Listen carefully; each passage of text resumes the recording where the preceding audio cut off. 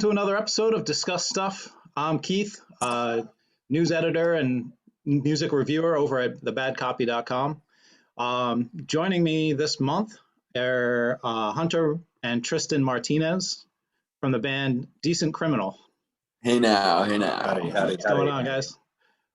So the reason we're having you guys kind of co-host as opposed to just doing a real interview is our co-host Chris had a baby girl in January. So his sleep schedule is destroying any chance of coming on a show and talking. Yeah. Well, congrats to Chris. Congrats, Chris. Hell yeah. So Hunter, I think you're unofficially our first drummer to be a guest. Nice. We always say that Hunter is our drummer frontman. So I got to lead in with an odd question for you. Yes. Being a drummer, is touring harder for you because you have to carry all your gear? Do you see your brother just walking in with his mic and his guitar and then you have to take 10 trips? No, man. Sometimes it gets a little annoying packing up all my shit. Just because my drum set's ridiculously big too. I have a 26-inch kick drum, and loading gear sometimes is a pain in the ass, especially just loading up and down stairs. But I don't know. It's part of the whole fucking thing. So I don't really trip on it that much. Do you get good support from your bandmates carrying all this stuff on? Yeah, of course. Yeah, man. We're all very helpful. But loading now is a whole nother story. But yeah, after people have had drinks, so they're less inclined to load out for sure. It happens. So are you giving me a politically correct answer because if you throw them under the bus next time you tour? I'll tell you about it right now. We're in France and we played this venue in a basement. It was a rad show, and everyone was kind of drinking afterward or whatever, a bunch of free drinks at the bar, and then got to go upstairs to get your gear out of there. And then got a couple of us Jesse and Brian just chilling by the bar. Me and Hunter what the fuck, man? I'm sure that happens with every band, but Yeah, well, last month we had a lead singer on, and she was joking around that all she has to do is carry in her mic and. Yeah, it's definitely easier for a singer or guitar player or whatever. That must be nice, but I'm not envious about it. I like my instrument. I don't mind lugging it around. Right. Yeah. It kind of comes with the territory, right? Mm-hmm. Absolutely. All right. So let's dive right into the topics here. So topic one, we know you guys have a new album coming out. But yes. Another exciting album that's coming out is NOFX's new album. And it's probably going to come out within a day or two of this episode posting. So I was just curious, what do you guys think of NOFX? Have you guys seen the new videos or anything like that? You've been following it? I listened to the new track a couple of times on Spotify. That's as much as I've been following. How about you? I watched the Linoleum track, the two videos that they put out of that, and then I listened to another track today, actually, the one where I read some little article Fat Mike was talking about how he referenced Rudimentary Peni. He was kind of going for that sort of sound, sort of dark sound for it, and I thought that was kind of cool. Yeah, I've only just heard those two tracks from the album, and man, NOFX is a band that I definitely listened to when I was growing up and got into punk rock, and so I think it's always exciting for anyone that's grew up with NOFX that they have something new coming out. Yeah, pretty straight up. I'm always going to check it out. No matter what, even if I listen to them here or haven't listened to them in years, it's I still always check it out. Yeah. Have you guys ever had a chance to play with them? We have not. We haven't. No. Come across each other many times. Yeah, we've had a funny ties. We've kind of bumped heads with Fat Records and Fat Records bands numerous times randomly in our time as a band. Yeah, we have a lot of friends on the label and stuff, Yeah. and I think Mike's seen us play, but yeah, kind of funny. We flirted with that world a little bit. To me, it seems different because like Fat Record seems like a West Coast label. So like I NoFX doesn't tour Boston very often. Like you're saying, you guys have played Providence, but we don't get a lot of like West Coast bands coming through all the time. Mm-hmm. So to see like that scene from your perspective is just a little different for me, you know. Like we've kind of got like the Boston's and the Dropkick Murphys are some of the bigger local bands. So we Yeah, don't man. have like we don't have like a giant label centered in our backyard. Yeah, for sure. I love the Boston's growing up, man. That was one of the bands I was super stoked to play with for punk rock bowling until it got canceled. But yeah, it was rad to like have our name on the same flyer because I listened to so much Boston's growing up. Oh, that's awesome. Yeah, the what's the live album called? The Life from Middle East. Middle Oh, East. that Dude. album is fantastic. It's almost like the NoFX live album too, where it's like you can almost like recite it, you know, like the banter and shit. Yeah, so we grew up with NoFX, we grew up with Boston's for sure. That's awesome. Well, speaking of, since we went right to it, did you guys see the lineup for the new punk rock bowling? I did. Yeah, What man. do you guys think? It looks pretty solid. I think it's every year, dude. They have a killer lineup, so it's really cool. And I know we're scheduled to be on it too, but I think they're announcing all the bigger bands, and we'll see what happens. But it's every year. I mean, it's just solid lineups all around. I mean, even when they're starting out, it's always been good. I feel like. Yeah. Have you guys gone to any punk rock bowlings? Again, me being East Coast, I haven't snuck out too far. Oh yeah, a couple of them, man. It's just a good time, and you know, it kind of becomes more so not just about like going to see bands too. It's just like a good time and meeting people and saying what's up to people that you know. I don't know. It's almost like fest in a way too. Right? People feel the same way, where it's like you just meet all the people that you've met around the country, maybe you know, touring or whatever. Yeah. And it's kind of cool to have that many people that are all have like the same interests all in one spot, you know? Totally. It just like takes over old Vegas too. And it's tight. It's a good time. So you guys said you were supposed to play? Yeah, we were announced on it on the lineup for last year. So and I gave the go ahead to Mark Stern about having us on whenever they reschedule it. So just waiting to hear about the next announcement, you know. Oh, well, I'll keep my fingers crossed for you. Yeah, man. You know, hopefully maybe I'll get the advance notice, you know, I can be like the breaker for you. Yeah. Absolutely. I'll let you know. So if we sneak back to the NoFX thing, right? Yeah. I forget where I heard it. Oh, you know, it was on the Krista Makes a podcast, and he brought up a valid point. That Linoleum is probably one of the best album openers, like, of all time. So I was curious if we wanted to go high fidelity on this. Do you guys think you could have, like, I don't know, top 5 best album openers, side 1, track 1 kind of thing? I want to say first, Krista Makes a Podcast is fucking great, man. I've been into that lately. It's fantastic. The Laura Jane Grace one, and I just read her book as well recently, so it's cool to get all that. Yeah, it's just cool to hear Chris just like, you know, get bands to just break down their songs like that. It's fucking rad. So cheers out to him. Yeah, he's doing a fantastic job. So for a top 5 starters, you want to go first? You know, it doesn't have to be 5. You know, whatever you got. We both have a list. So yeah, I made a little list. Fantastic.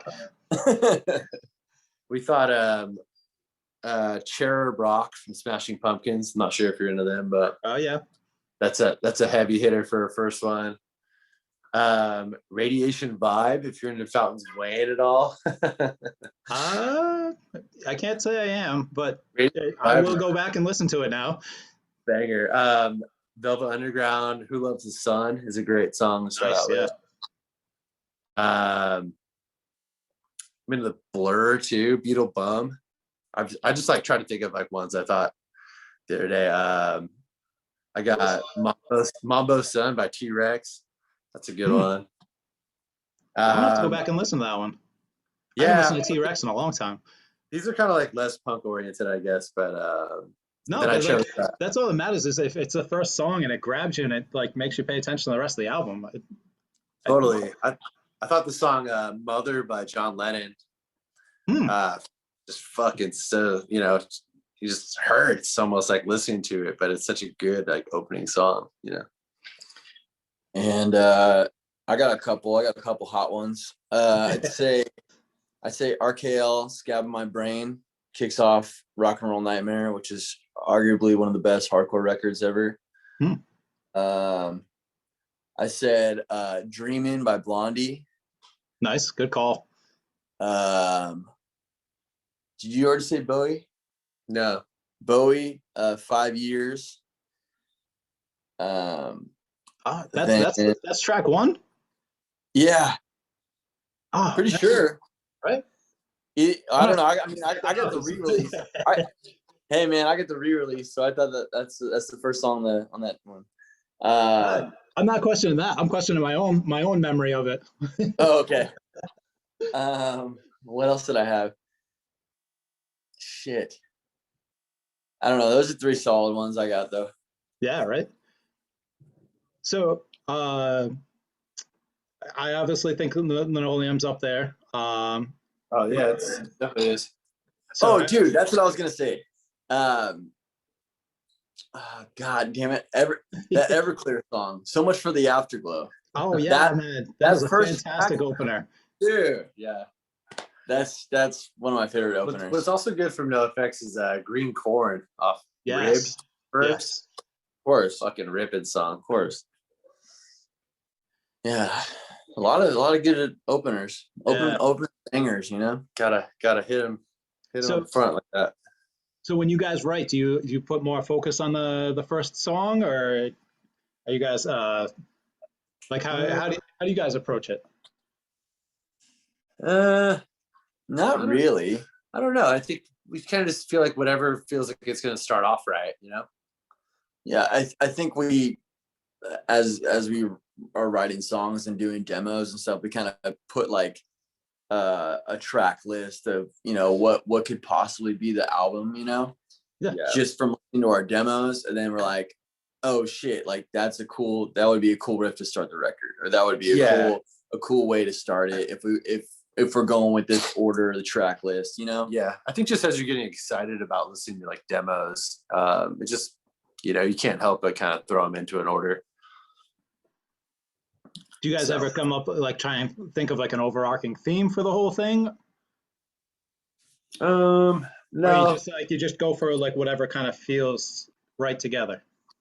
Yeah, just whatever. We're kind of just trying to create a flow with our records, and yeah, I think we've just done as best as we could as far as doing that so far. Because if we kick it back to like the idea of High Fidelity there, I don't know if you guys have ever seen that movie. Yeah. Yeah, awesome. So he has a scene where he's talking about how he comes up with like a mixtape. And he's like, you know, you got to come in hot and then you got to slow it down a little bit, but not too slow.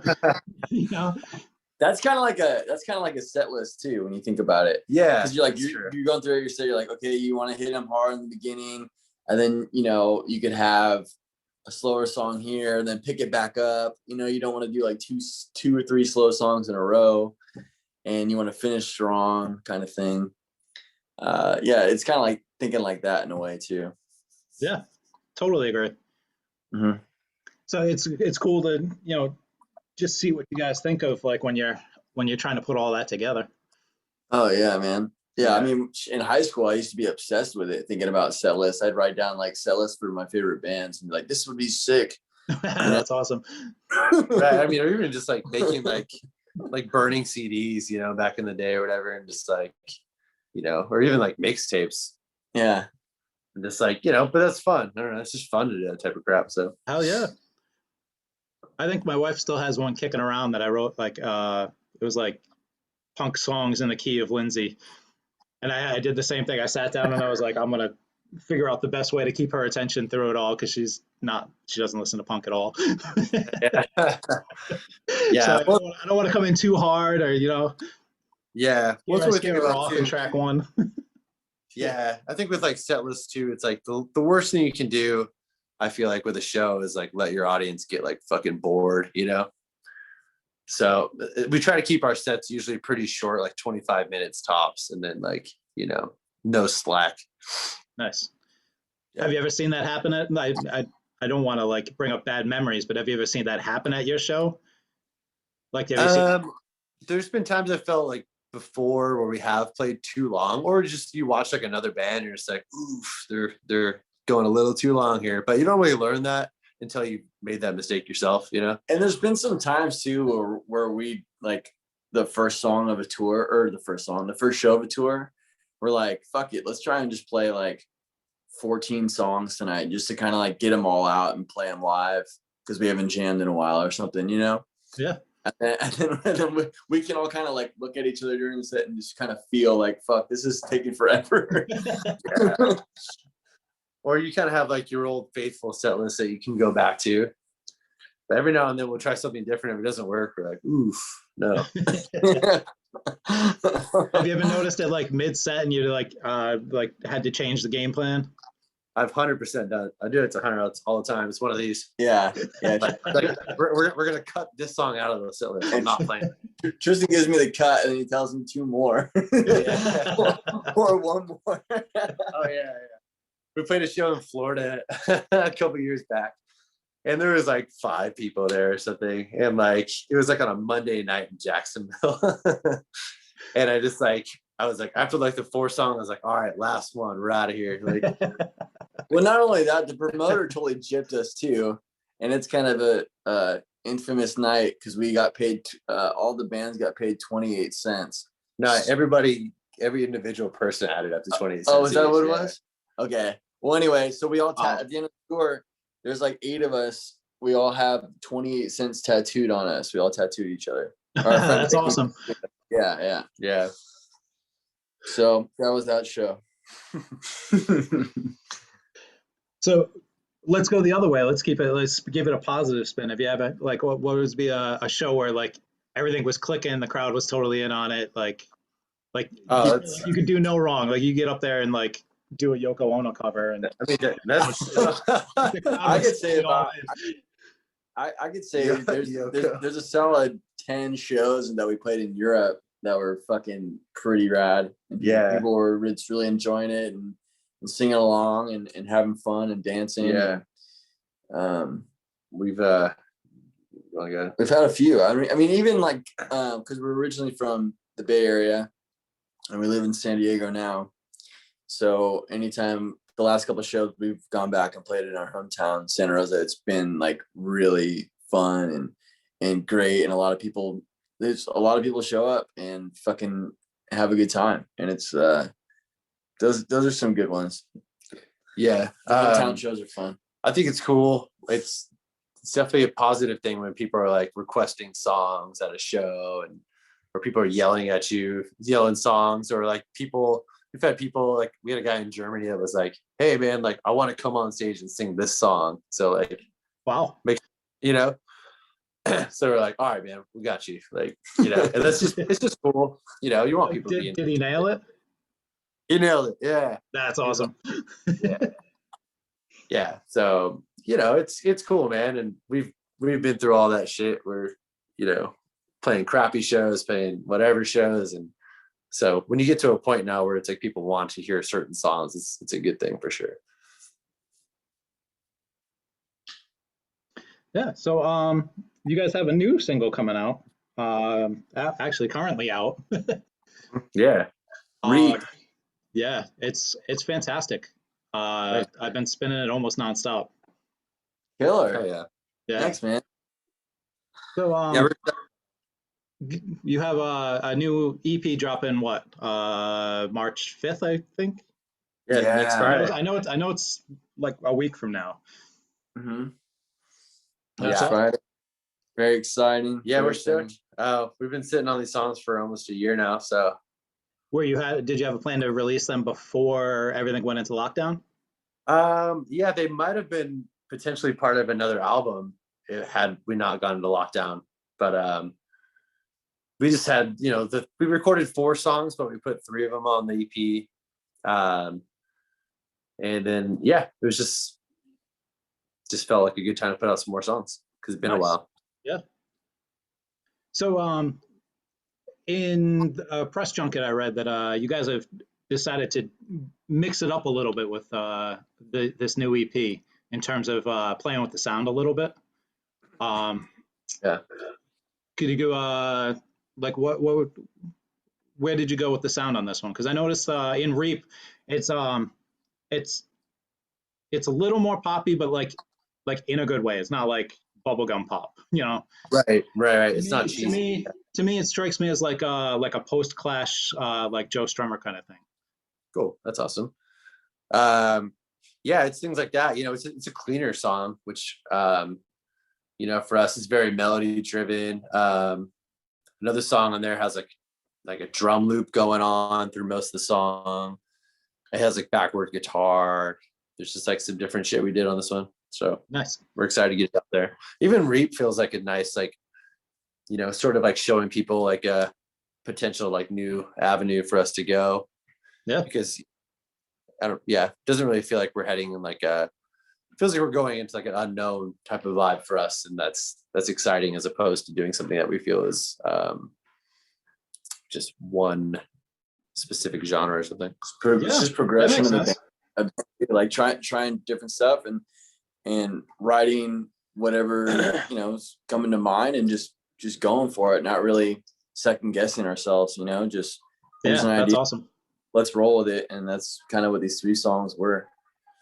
So do like the changes come like, did you preemptively think like, hey, let's throw a backwards guitar in here, or is that something that just grew naturally like while you're in the studio, or like while you're recording the song or playing around with it, Yeah, that part was not in the song before we got in the studio, so it's just something we did. Our engineer Scott was just sort of messing with stuff, and I think Brian played something, and then we kind of just like threw it, switched it around, threw it backwards, and it sounds great. Yeah, that's awesome. That comes out next Friday.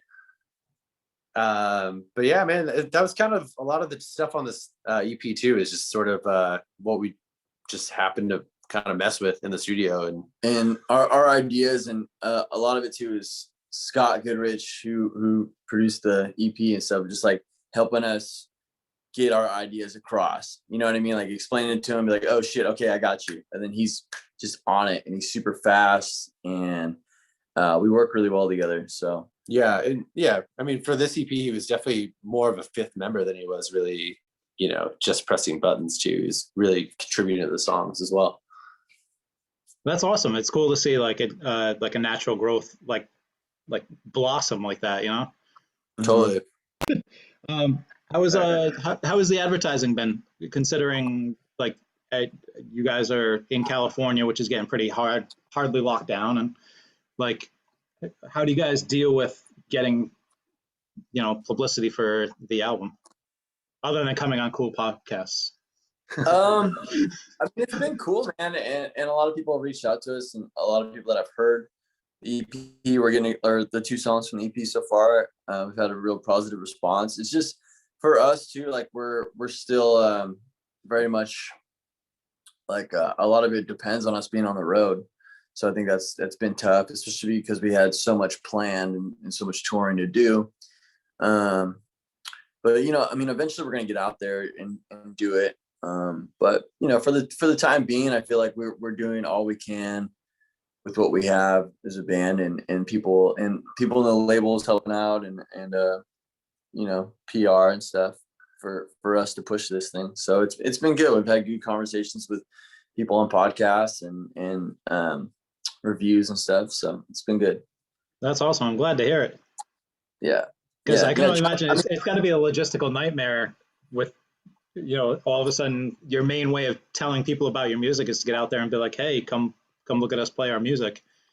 Right. Totally. Yeah. And so much of it is like seeing, people see your name everywhere or something, or, so then your name gets out there more and they're curious about you and yada, yada. And getting on some of the festivals that we got announced on and stuff too, which eventually will happen. Yeah, it would have been real nice. But yeah, just working with what we got, Yeah. Have you guys ever thought of doing like the live streaming? You ever put on a show out of your garage or anything like that? We thought about it, but I don't know.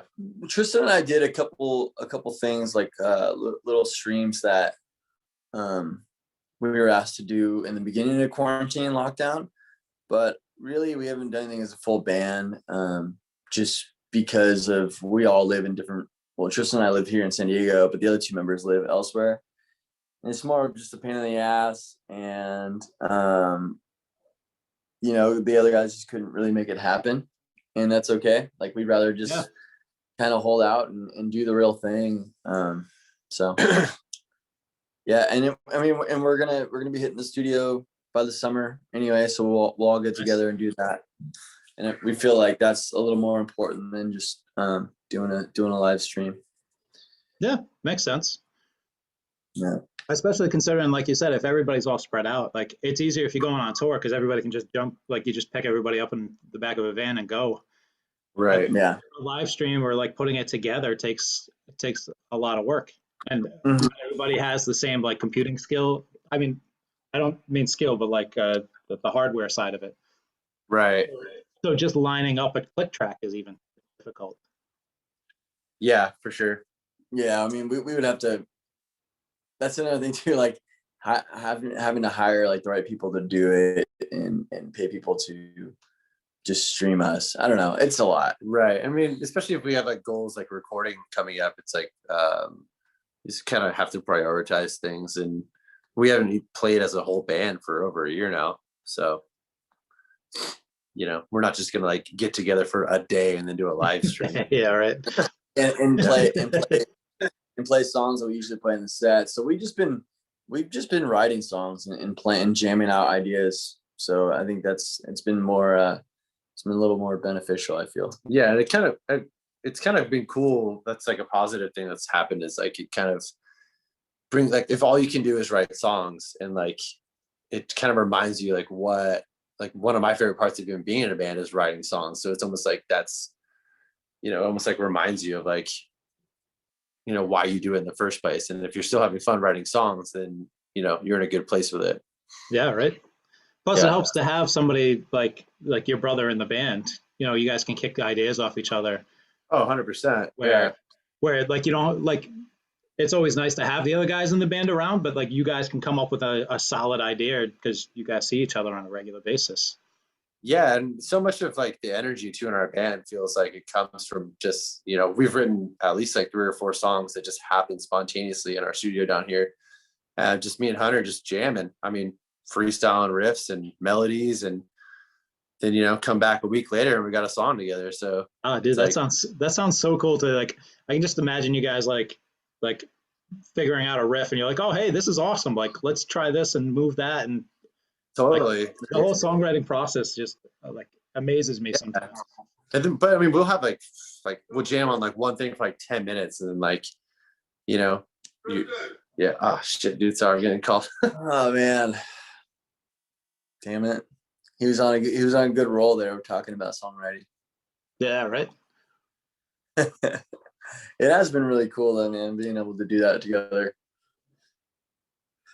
Yeah, like we talked to a band out in New York called Stop the Presses, Uh-huh. and the guitarist and the keyboard player lived together, and they were discussing the same thing, how it's like if you're going to quarantine with somebody, it's awesome to quarantine with a band member, Oh yeah. So that like they were doing the same thing. They're just like hanging around the house doing nothing, and they're like, oh, something will spark my interest and I'll go jam on it, and next thing you know, it's a song. Right. Yeah, man. Yeah, it's been fun. We've been very creative and been working on a lot of shit lately, so it's been good. Right. Especially That's what I'm excited about with this whole quarantine thing is like when this is over, there's gonna be an explosion of like good yeah. music and good tours and good bands doing good things. Like I'm so excited for it. Oh, absolutely, absolutely, man. You know, um, Like we get I'm just touches of it with your EP and like bands are coming out with stuff here and there, but man, I can't wait for it to all be over. I know. I know it's gonna be so good to get back in the band and get back on the road and just do as much as we possibly fucking can. That's all we want to do. Because we were geared up for like 3 months of constant touring. Wow, really? Yeah, we were gonna go to Europe twice to do festival runs, and then we had an East Coast and Canada tour and a West Coast thing. We're gonna head back to the Midwest for a week too, and it's just like we had stuff all over. So I'm excited to get back to it. Yeah. I can only imagine like it's gotta be weird to be like, I have all these plans for the next 3 months and all of a sudden you got nothing. Yeah, well, I mean, at the time too, like Tristan was renting a room in East LA, and then I was living on my friend's couch in LA, just kind of waiting on these tours. And I was living on my friend's couch for like 4 months. And then once this happened, it was like, fuck, all the hard work we were like doing to book everything we had coming up, and I was ready to leave the couch. He's like, dude, you can't live here anymore, the pandemic. Right. So I had to like pack up and head home and live up there for a while. So I got my shit together to move back down here. So it was quite a mess. We were ready to leave our places to just go on the road. Wow, that's nuts. It's just such bad timing, you know? I know. How could they? How could this? Right. Why did you do this to me? Yeah. So how Anyway. long have you been playing drums now? Consistently like 7 years now, 6-7 years. Yeah. Nice. I played drums when I was a kid for a little bit, and I played drums in school, but I played guitar for a long time. Nice. And I got asked to play drums in a band when I was 21 or 22. And then when Tristan and I started this band, he's just like, you should play drums. So I was like, okay. So I stopped playing guitar and twisted your arm into it, huh? basically like relearned how to play drums.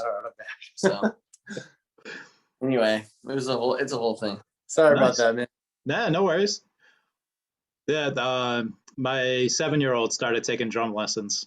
He's been obsessed with it ever since like he was like 4. He's like, Dad, I want to play drums. I want to play drums. And I was finally like, yeah, let's do it. So now he practices on his own. I don't have to remind him about it or anything. It's awesome. That's good, man. Keep him on it, man. That's one thing I wish I did was take lessons when I was younger and like took it serious, you know, like it honestly came natural to me. And then I just was like, oh, okay, it's whatever. But then so I think about it, it's like, fuck, it came natural and I should have just kept going all the time. Cause now I feel like I'm playing catch up. You know what I mean? Yeah. So do you let your son just bang away, or do you have like pads on his drums and stuff? We found through Facebook Marketplace a guy who was selling an old drum kit. So he's got one that it's got some dents and some cracks in it and stuff, but he just goes down and he practices. He has like a set practice routine. So he does his routine and then he just bangs away on it for a little while. Oh yeah, you guys have basement. Yes. Thankfully some days. Yeah. Yeah, it's hard to be like, hey, Dad worked third shift last night. Can you keep it quiet? Yeah, Dad, I'll play my drums quiet. Or get him a drum pad to play on too. What the hell was I talking about though? Well, we were in the songwriting process and how you guys were bouncing ideas back and forth and how things have been kind of growing organically through just you guys living together or just being together through this whole thing. Right. Yeah, I mean we've definitely been grateful for that. Just being able to I don't know. It's kind of the fun thing too. Is like when you don't have shows coming up, you don't really even have to. I mean, we play our songs too, but it's also fun to not even play our songs sometimes. And just fuck around and see what we get. And I record everything we do now too. So every jam we've had for the last like 4 or 5 months is in my phone. Oh, that's awesome. Yeah. So I'll like, yeah, I walk quite a bit. I try to walk like 5 miles a day and like, Oh, good for you. and,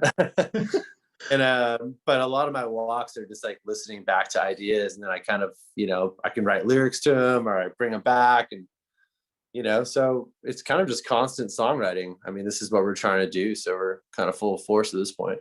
Nice. Do you ever do anything like wildly outside your realm? You get up there and play like some like 70s funk or something just to mess around? Is there anything we do like that? I don't think we've gotten funky. I get funky on my own. I think it's funky by himself, but that's about it. No, I don't know, man. We play some old rock and roll tunes here and there. Nice. Yeah, we both used to be in like more like hardcore projects, and every now and then we'll pull into a real banger, a real quick Nice. one. That's awesome, right? Yeah, so we'll break into some old rippers. Yeah. but it's fun, man. We've been having fun. I mean, in a way, it's like I kind of felt like I needed a break where, like, if the pandemic didn't happen or whatever, we would have gone on tour for 3 months and then probably tried to record, like rush a record, Yeah. So I'm kind of glad we didn't do that. Now we just have a ton of songs to pick from and try to make a sick record. Yeah. We were saying that, with all of this, we're hoping that there's like a massive explosion. Like as soon as like we get the green light and everything can go again, like you guys can get back out on the road and there's gonna be like ridiculous festivals and awesome shows and like, I can't wait to get back into some dive bars and chant lyrics with sweaty drunks. I think everyone's gonna appreciate it a hell of a lot more. That's for sure. Oh hell yeah! I feel like I've been going through withdrawals. Like I'm like, oh, I need some live music. I need that fix. Yeah, or even just like seeing people that you like to hang out with. I mean, we've had a very small group of friends that we've seen this entire time, I feel like. So Yeah, I mean that's kind of how this developed. I started talking with Chris, and it's like, wow, these conversations are interesting, and then we spread it out into trying to get like people like yourselves on the show. right. So it's like our own way of like making our social group a little bit larger, while at the same point sitting in my dining room. Thanks for having us here, man. Yeah, no problem, man. Thanks for coming out. Like I really appreciate it. Yeah, of course. Cool.